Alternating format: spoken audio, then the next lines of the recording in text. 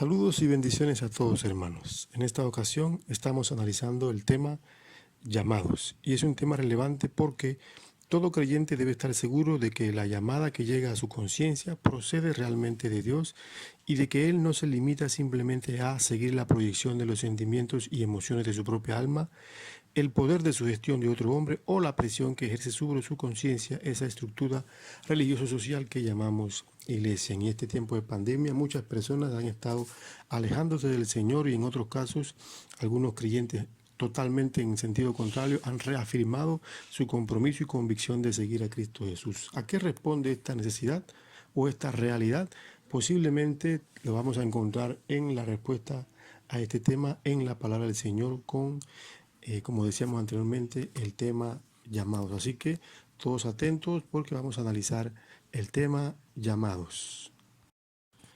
Definamos lo que es entonces llamado. Pablo entiende la vocación o el llamado como el proceso a través del cual Dios llama a aquellos que ha predestinado y elegido de antemano para separarlos de las ataduras del mundo, a fin de justificarlo, santificarlo y ponerlo a su servicio.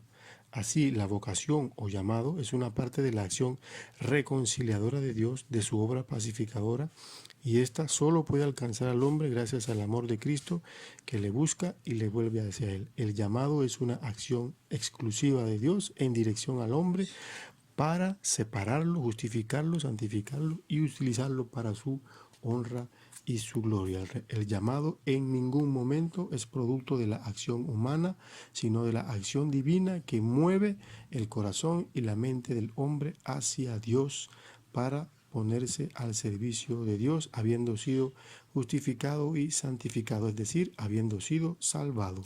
El llamado es uno solo y tiene varias características. Es como el fruto del Espíritu Santo. Es uno solo y tiene varias características. Entonces aquí vamos a ver por lo menos 5 aspectos del llamado. El llamado es a ser de Jesucristo, el llamado es a ser santos, el llamado a la libertad, el llamado a la paz de Dios, el llamado incluso a padecer por el nombre de Jesús. Es un solo llamado, pero tiene varias características. A ser de Jesucristo, santos, a la libertad, a la paz e incluso a padecer por el nombre del Señor. Pero el llamado es uno solo. Dios no anda llamando varias veces a los hombres. Hace una sola llamada y esa llamada implica los aspectos que ya hemos mencionado. ¿Por medio de qué somos llamados? Bueno, somos llamados por su gloria y excelencia, es decir, la gloria y excelencia del Señor. Somos llamados mediante el Evangelio, somos llamados por su gracia y ese llamamiento es santo. Así que Dios por su gloria y excelencia nos llama mediante el Evangelio que nos fue predicado, y es por su gracia, por su sola gracia, por su soberana voluntad que nos llama de manera santa. El llamamiento es santo en tanto procede del que es santo. Así que somos llamados por medio de su gloria, mediante el Evangelio, por su gracia y con un llamamiento santo, por cuanto el que llama es santo. Veamos entonces las implicaciones de haber sido llamados a ser de Jesucristo, que es el primer aspecto del llamado. Todo salvado lo es porque ha sido llamado. Nadie puede ser salvado sin haber sido llamado y todo llamado implica un ministerio. Hay quien quiere de alguna manera separar el llamado a ser de Jesucristo con el llamado al ministerio, lo cual es un gravísimo error, porque no son dos llamados diferentes. Nadie ha sido llamado a ser de Jesucristo sin que esto implique ponerse al servicio de aquel que lo llamó. ¿Por qué? Porque cuando el Señor llama con la intención de salvar y con la intención de utilizar para su gloria, de poner a su servicio para su gloria. Así que no se puede desligar el término llamado a la salvación del término llamado al ministerio, porque son dos aspectos del mismo llamado, son dos caras de la misma moneda. El Señor Jesús es nuestro Salvador, entonces nos salva. El Señor Jesús al mismo tiempo que es Salvador también es Señor, entonces somos sus siervos, somos sus súbditos. No se puede concebir que alguien que haya sido llamado a la salvación no haya sido al mismo tiempo llamado a desarrollar un ministerio según la capacidad que Dios le ha dado. Entonces, al ser llamados a ser de Jesucristo, reconocemos que somos propiedad de Él en condición de esclavos, como enseña 2 Corintios 5:15. El amo decide todo sobre las tareas del esclavo. Al ser llamados de Jesucristo, Él nos dota de las capacidades para el ejercicio de las funciones que Él ordena. Eso lo enseña Efesios capítulo 4, verso 8. Todos los llamados han sido dotados para el ejercicio de las asignaciones que aquel que llama nos da.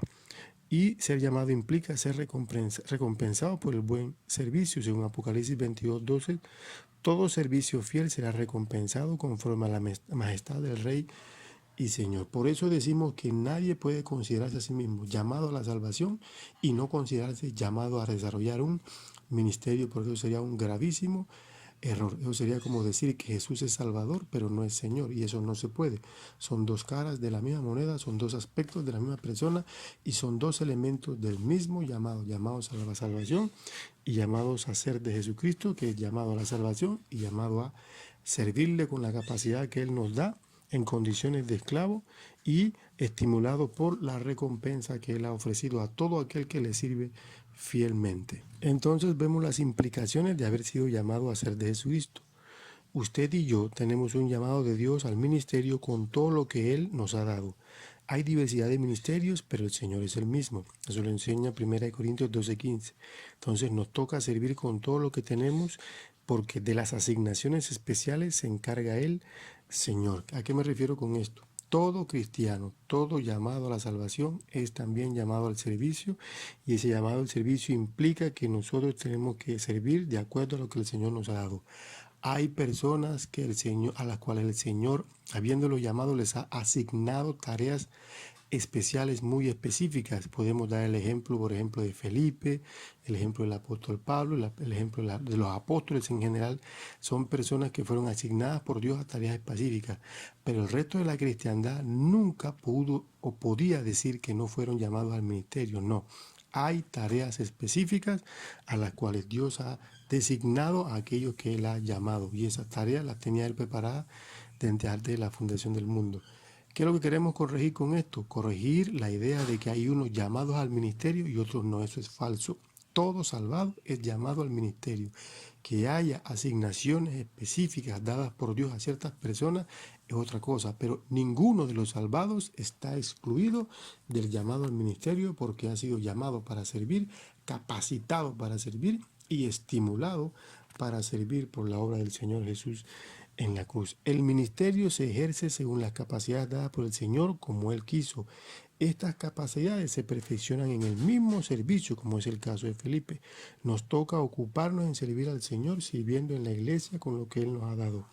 ¿Qué ministerios se pueden realizar ahora que no estamos usando el edificio, que no nos reunimos en un solo lugar? Bueno, pues hay ministerios de exhortación, evangelización, discipulado, ánimo, consejería, ayuda mutua, servicio de misericordia. Hay un montón de tareas que se pueden hacer como ministerio del Señor sin que necesariamente ahorita, por las condiciones en que estamos, no nos podamos reunir en un edificio. Pero la iglesia sigue funcionando. ¿Por qué? Porque es el grupo de los salvados, de los llamados al ministerio, capacitados, estimulados y en condición de siervos de aquel que los llamó, esperando en el Señor que esto sea de bendición y que nunca olviden, todo salvado es un llamado a servir, capacitado y estimulado para que desarrolle lo que el Señor ha puesto en sus manos para edificación de la iglesia y para honra y gloria del Señor. El Señor me los bendiga.